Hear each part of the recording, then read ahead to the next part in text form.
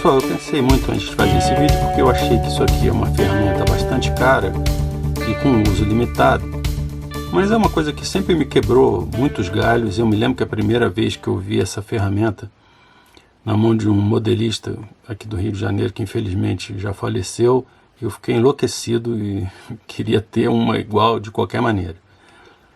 Então vamos falar sobre o Punch and Die e tentar explicar o que ele é, para que ele serve e se tem alternativas mais baratas e mostrar alguns exemplos aqui. Bom, o nome Punch and Die em inglês, punch significa punção, né? É alguma coisa que você vai bater para fazer uma marcação ou para fazer um furo.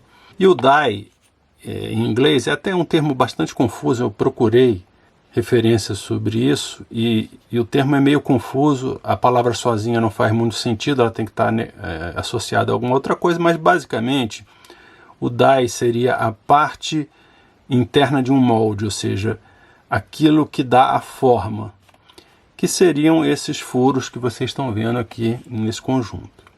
Para que serve isso então? Para eu fazer pequenos círculos ou até para fazer furos em uma chapinha de estireno. Eu tenho aqui a base metálica que vai fazer o corte, eu tenho aqui as punções que vão forçar a peça que eu estou cortando contra essa base, e eu tenho essa chapa de acrílico que ela tem uma dupla função, que é primeiro manter a chapinha que eu vou cortar fixada aqui para ela não correr, e segundo para eu poder ver a posição, né? Se eu quiser localizar exatamente onde eu vou fazer o furo, fica fácil de ver porque eu tenho a visão aqui através do acrílico. Então como é que isso funciona? Eu tenho aqui um pedacinho de plasticar que eu coloco aqui no meio das duas chapas.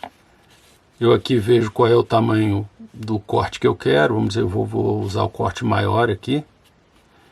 Então eu coloco a minha punção aqui e agora eu preciso de alguma coisa para bater nessa punção, porque o corte é feito por cisalhamento. Eu vou botar uma ilustração aí para mostrar o que é o corte por cisalhamento, mas ele basicamente ele pressiona a peça contra essa base de metal e então cisalha o plasticar e ele sai um círculo perfeito. É importante que quanto mais rápida for essa operação de corte, melhor vai ficar o acabamento do corte. Então, em geral, o que você deve dar é uma pancada seca aqui para que isso corte de uma vez. Eu esqueci um martelinho, vou pegar para colocar aqui. Eu costumo usar esse martelo aqui de Teflon, porque ele tem a vantagem de, se você por acaso erra o golpe ou acontece algum acidente, se ele pegar no acrílico, ele não corre o risco de quebrar o acrílico. E esse aqui, como vocês estão vendo, já viu melhores dias, né? Tá na hora de trocar essa pecinha aqui, ela desenrosca, mas eu até agora não achei uma para trocar, só achei o martelo inteiro, então estou enrolando para fazer isso, mas uma hora eu vou ter que fazer, né? Mas vamos lá.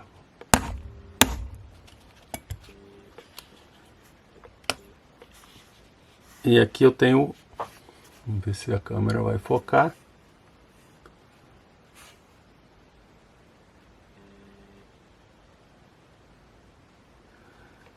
E eu posso fazer isso aqui com outros diâmetros, né? Eu posso pegar um diâmetro aqui menor, por exemplo. Eu vou falar um pouco melhor dele, mas vocês veem que ele não tem nenhuma indicação nem na peça aqui, nem aqui. Então, para você saber qual é a peça, você tem que testar e tem que ter bastante cuidado, porque você não deve pegar um que seja um pouquinho maior e errar e botar num furo um pouco menor, porque você pode rachar o acrílico, quebrar. Então você tem que ver se ele ajusta aqui perfeitamente, ok. E aqui eu furei até o EVA aqui embaixo. Acho que a pecinha foi parar lá debaixo do EVA. Quanto mais fino for a peça, menor vai ser a força que você tem que fazer. Vou fazer de novo aqui então.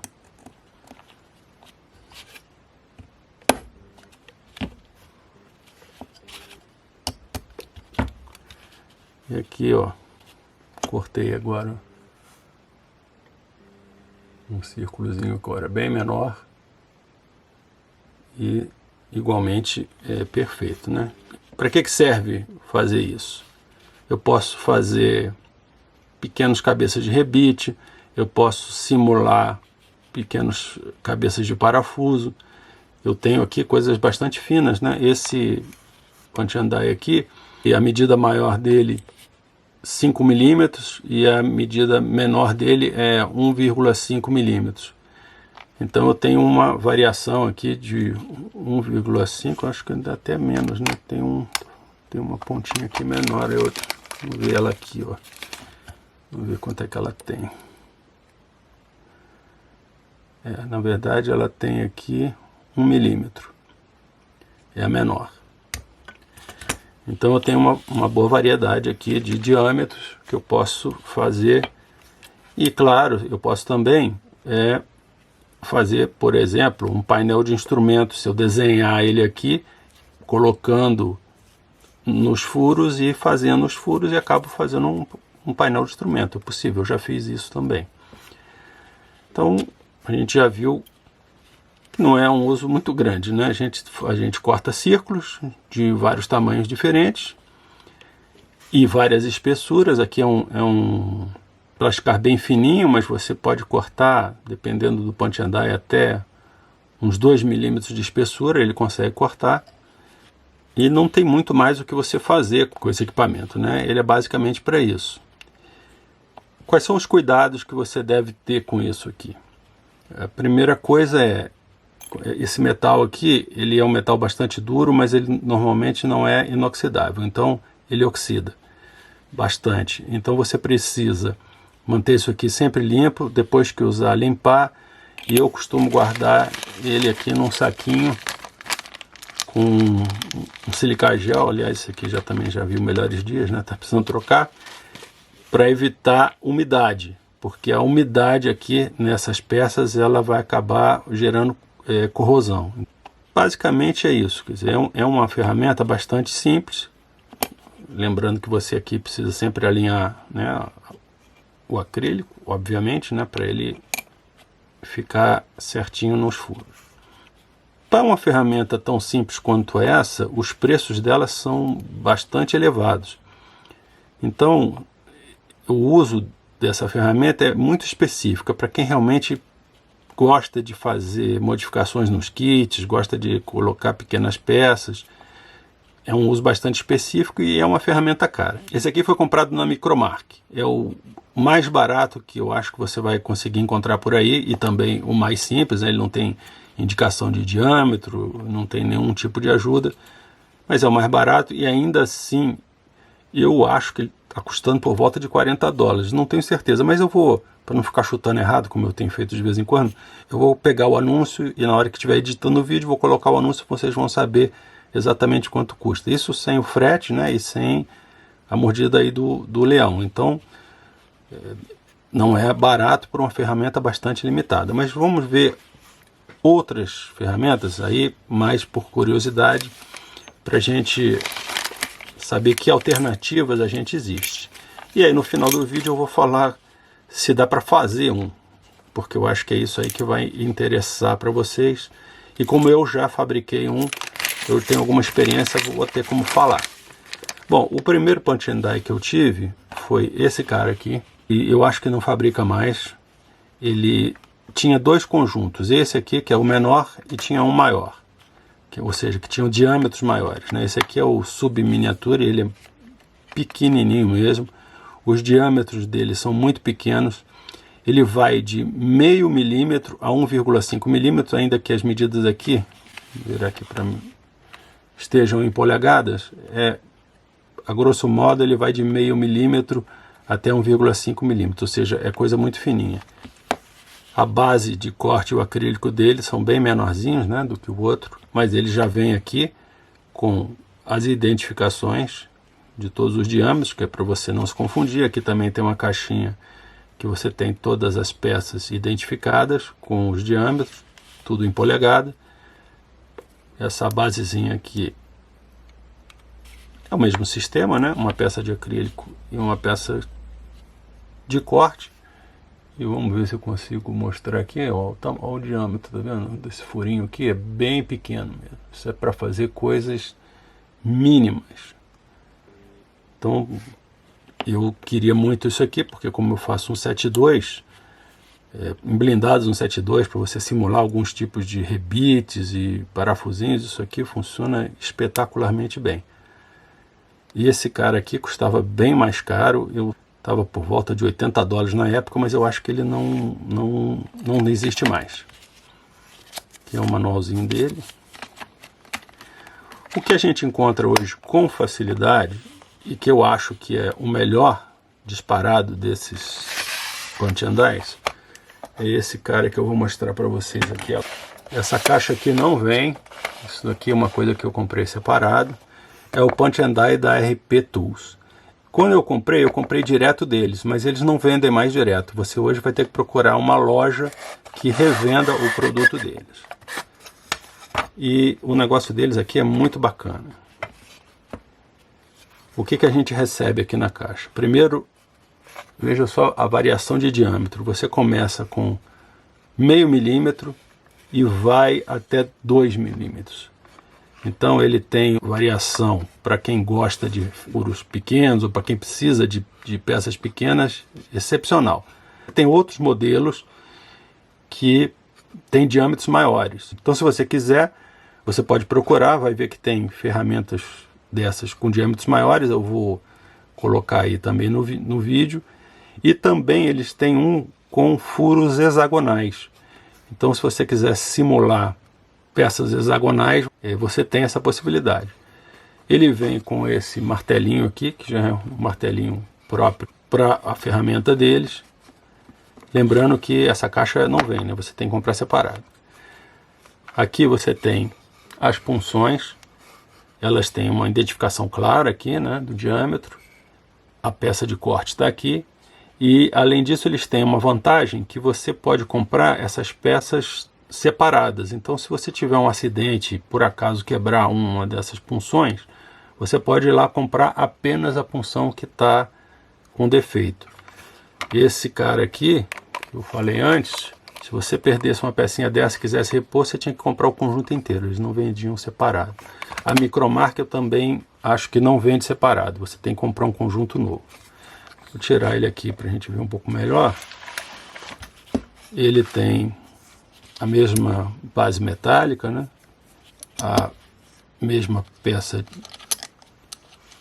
de acrílico. Você tem a vantagem que aqui você pode afastar, inserir o plasticard aqui e depois apertar com essas duas peças, e aí o plasticard fica bem firme aqui, e isso vai te dar um corte mais preciso, porque não há possibilidade do plasticard sofrer qualquer pequena movimentação aqui, você vai ter um corte bastante preciso.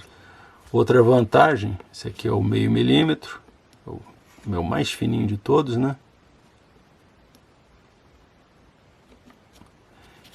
Que você tem a identificação clara, né, de qual é a peça, qual é o diâmetro, porque tem uns que são muito próximos, você poderia se confundir.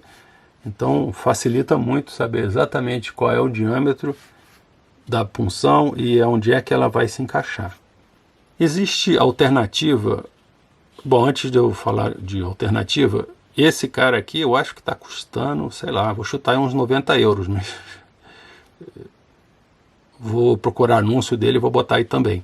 E eu consegui comprar esse aqui, eu comprei, na verdade, quando eu tive a chance de viajar e fui numa feira de modelismo lá e encomendei para eles, eles iam na feira e recebi lá. Então consegui ele mais barato, mas se você importar por esse preço e mais um risco de pegar taxação na alfândega, realmente aí é uma ferramenta extremamente cara para um uso bastante limitado. Ainda que eu imagino que quem gosta de fazer modificação em kit vai ficar doido com isso e certamente vai querer um. Eles têm essa peça aqui que também não vem com ele, é um acessório. Já ia esquecendo de falar dela. E para que serve isso? Para você colocar o punch and die encaixado aqui e na hora que você fizer o furo, não acontecer isso aqui que aconteceu, né? De eu furar o EVA aqui embaixo. E também, principalmente nessas pecinhas muito pequenas, na hora que você fura e sai a pecinha pequenininha lá, é difícil de você até achar ela na bancada. Várias vezes eu fazia a pecinha e ia procurar, não achava mais. Aqui não, além de você ter um lugar em que ela vai ficar presa, né, ainda tem uma superfície preta que é fácil de ver o contraste com o plasticar, que em geral é branco. Então é fácil de você achar, mesmo se for uma pecinha pequena, você vai saber exatamente onde ela está. É uma ferramenta útil para quem tem interesse em fazer coisas desse tipo aqui, mas como eu disse, é bastante cara. Então, tem alternativa? Tem alternativa que não é exatamente a mesma coisa, mas pode quebrar um galho, que são esses vazadores de couro que você compra aí em lojas que vendem pedaços de couro, retalhos de couro ou couro para costura. Normalmente eles têm isso aqui, ou vai procurar aí na internet você vai achar. O que é um vazador? Ele é usado normalmente para fazer furo no couro, principalmente abrir furo em cinto, né? E ele vai funcionar mais ou menos da mesma maneira. Ele tem um chanfrado aqui, afiado aqui na... Deixa eu ver se eu consigo dar foco aí.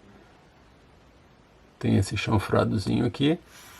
E você vai colocar, aí você vai ter que colocar ele não sobre uma superfície mole como essa, né? Tem que ser uma superfície dura. E vai fazer a mesma coisa. Vai bater com ele aqui e fazer o corte. Vai sair um corte preciso aqui como esse? Não, porque isso aqui não é um corte por cisalhamento. Ele é um corte aqui porque ele tem uma laminazinha, né? Ele tem um chanfrado afiado e ele vai cortar como se fosse uma faca. Então ele vai deformar, na verdade, um pouco o plasticar. Você não vai ter uma superfície perfeitamente lisa aqui do lado. Em geral ele vai sair um pouquinho deformado, mas vai te quebrar um galho se você não quiser gastar numa ferramenta grande. Esse conjunto aqui, por exemplo, ele vai aqui de 3 milímetros a 8 milímetros, mas eu acho que tem outros conjuntos. É uma possibilidade. Isso aqui é uma ferramenta relativamente barata, não sei quanto é que está custando, mas certamente é muito mais barato que qualquer punch and die. E você compra aqui no Brasil e pode te quebrar um galho aí se você quiser fazer alguns disquinhos aí.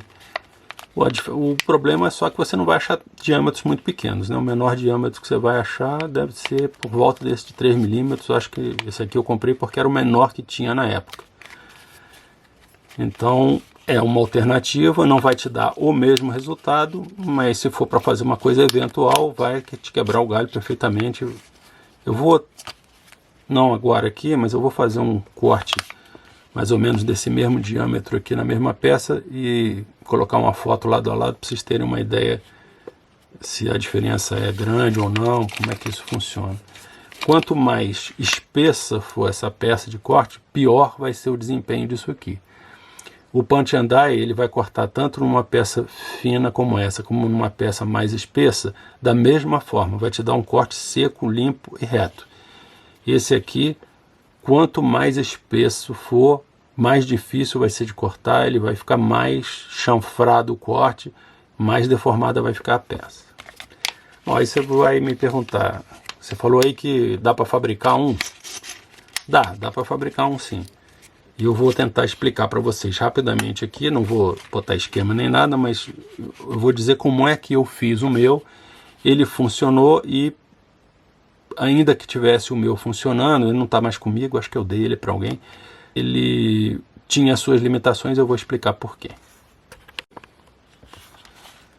Então vamos lá. Se eu quiser fabricar um punch and die, o que eu vou precisar? Eu vou precisar de uma chapa de acrílico, pode ser até dessa espessura aqui. Eu vou precisar de uma chapa metálica, de um metal duro, tem que ser um metal duro, não pode ser alumínio, tem que ser um metal duro para ele fazer o corte. E eu vou ter que fazer os furos alinhados. Essa é a primeira dificuldade. Por quê? Porque o acrílico, se você colocar uma broca de alta rotação, ele vai derreter. E o metal duro, se você não colocar em alta rotação, você não vai conseguir fazer o furo. Então você vai ter que fazer, para que isso aqui fique alinhado, você vai ter que primeiro furar o acrílico com os diâmetros que você quiser. Depois você vai ter que colocar essa chapa de acrílico aqui sobre a sua chapa de metal que ainda não vai estar furada. E você vai ter que fazer algum tipo de marcação para você saber exatamente aonde você vai fazer o furo na chapa de metal.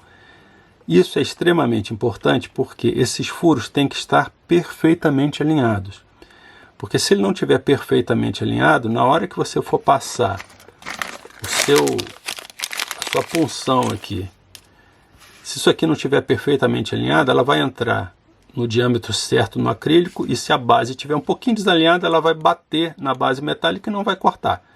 Então é extremamente importante que isso esteja perfeitamente alinhado, e essa é certamente a maior dificuldade de fazer isso. O ideal seria você furar com a chapa de acrílico na posição, passando a broca aqui, para que o furo saísse alinhado, mas você vai precisar, e foi o que eu fiz, manter isso aqui o tempo todo altamente refrigerado para que o acrílico não derreta enquanto você está fazendo o furo. Então, como é que eu fazia? Eu coloquei a broca numa furadeira de coluna. Essas peças aqui tinham que estar bem presas.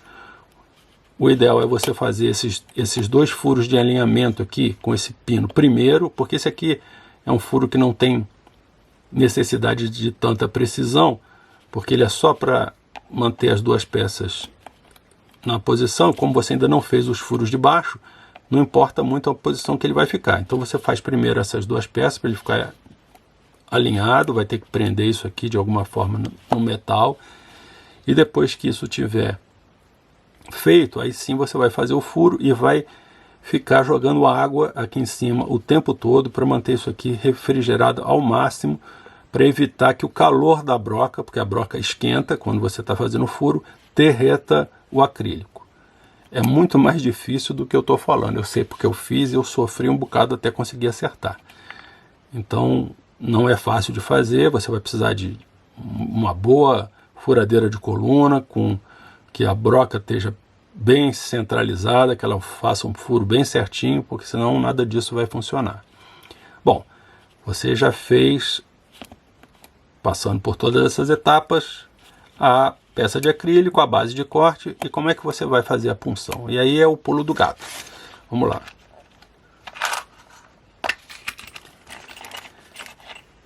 Para fazer o furo, você vai precisar usar brocas, e tem que ser broca de aço rápido, não pode ser broca de aço carbono, porque o aço carbono ele é muito frágil, e você vai entender por que ele não pode ser uma peça frágil. Então você vai ter que usar uma broca de aço rápido. Ok, você pegou essa broca aqui, fez o seu furo, então ele saiu exatamente no diâmetro da broca. Então acho que já começou a entender, né? Ele saiu exatamente neste diâmetro aqui. E se eu tirar a parte helicoidal, o que vira isso aqui? Vira a peça do punch and die, ok? Às vezes, esse acabamento traseiro aqui, ele não é o ideal, porque ele fica... O cara que faz a broca não tem essa preocupação.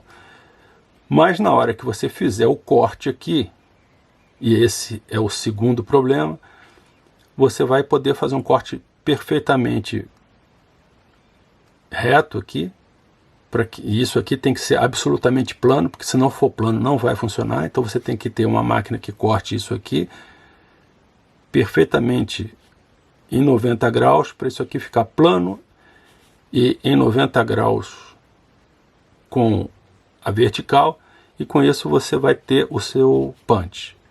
E qual é a dificuldade? A dificuldade é que aço rápido é extremamente duro e é muito difícil de cortar. Você vai precisar de uma máquina boa e de um disco bastante bom para poder fazer o corte nisso aqui. Então é mais um problema. Ou você vai arranjar alguém que corte isso para você, que não vai ser muito fácil, porque ninguém quer mexer nisso, porque cortar isso aqui é muito chato. Ou você vai ter que dar um jeito de você mesmo fazer. E aí com isso você vai ter os seus punches aqui na medida exata do furo, porque você fez com essa mesma broca. Bom, eu fabriquei isso aqui, fiz, infelizmente eu não tenho mais aqui para mostrar. Essas brocas aqui era as que eu usava. Você pode também fazer o seguinte, você pode não cortar, ok? Você pode manter a broca como está aqui e você simplesmente colocar isso aqui num esmeril de forma que você consiga fazer essa peça aqui ficar perfeitamente plana, entendeu? Ela tem que ficar perfeitamente plana aqui. Isso eu fiz nessa aqui. E usar a broca assim mesmo como ela está. E bater nessa ponta aqui. Vai funcionar? Vai. Essa parte aqui da broca, ela é uma parte mais frágil porque ela tem uma espessura menor. Mas como a força não é excessiva, e se você não se importar de ter os seus punches assim como esse aqui, você pode usar ele assim mesmo, vai evitar de você fazer esse corte aqui, evita um trabalho e vai funcionar. Eu trabalhava assim, eu não cheguei a fazer esse corte aqui porque dava muito trabalho. Então eu usava ele, ao contrário, eu só fiz foi aplanar isso aqui de forma a que ele ficasse perfeitamente plano para fazer o corte. Aí você vai me perguntar, bom, se você tinha isso aqui, funcionava e tal, por que você gastou dinheiro comprando punch and die desses de fabricante? Porque broca de aço rápido, ela tem um limite de diâmetro, pelo menos na época em que eu fiz. Se não me engano, você não conseguia achar com menos de 1 milímetro.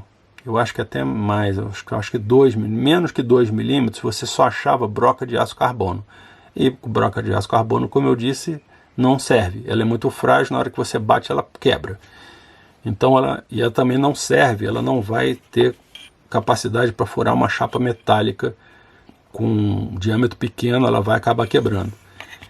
Então, como eu monto um 7.2 e como eu queria peças muito pequenas, ainda que eu tivesse conseguido fazer com sucesso um punch and die que funcionava, ele não serviu para mim porque ele não atingia os diâmetros que eu precisava. E aí daí eu passei para esse cara aqui, finalmente tirei o escorpião do bolso, comprei, e depois que eu vi aquele da RP Tools, aí eu fiquei apaixonado, achei que além de ser um equipamento mais fácil de trabalhar, ele tinha uma variedade de diâmetros maior, acabei comprando também. Aí você me pergunta, você usa isso aqui muito? Não, cara, eu quase não uso muito pouco. Então se você me perguntar se é um investimento que vale, eu acho que não vale, a não ser pelo prazer de fazer as coisas. O prazer de fazer as coisas não tem preço, né? Você gasta aquilo que você acha que é o suficiente para te dar uma satisfação pessoal quando você está fazendo alguma coisa. Tem gente que gasta aí com outras coisas muito mais caras, né? Eu, como gosto de ferramenta e como gosto de eventualmente fazer alguma coisa a mais no kit, para mim compensou. Mas hoje ainda está pior, né? Porque hoje a gente está com o dólar muito mais alto, a gente está com problema de receita e de importação. Então a situação é bem pior do que quando eu comprei esses meus punch and die, que era um dólar muito mais baixo, que a coisa estava entrando com muito mais facilidade. Mas então é isso. Espero que tenha dado para entender o que é um punch and die, quais são as alternativas que a gente tem, quais são as possibilidades de compra que a gente tem, e um guia mais ou menos rápido aí de como você pode fazer o seu próprio punch and die. Se você quiser mais alguma explicação, tiver mais alguma dúvida, coloca aí nos comentários. Eu sempre respondo todos os comentários, eu gosto dos comentários, é uma coisa que me dá um feedback do canal. Pode escrever aí que eu respondo.